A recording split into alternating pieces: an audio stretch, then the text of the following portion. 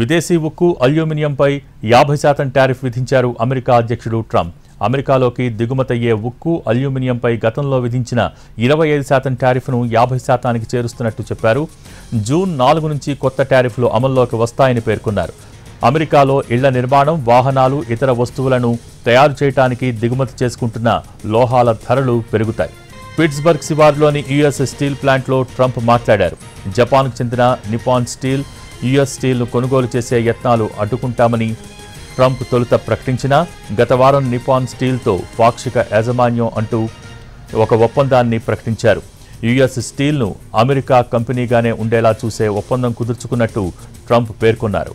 ఉక్కు, aluminium దిగుమతులపై America 50% tariff అమలు చేస్తే భారత ఎగుమతిదారులపైన ప్రభావం పడుతుందని గ్లోబల్ ట్రేడ్ రీసెర్చ్ ఇనిషియేటివ్ అంచనా వేసింది.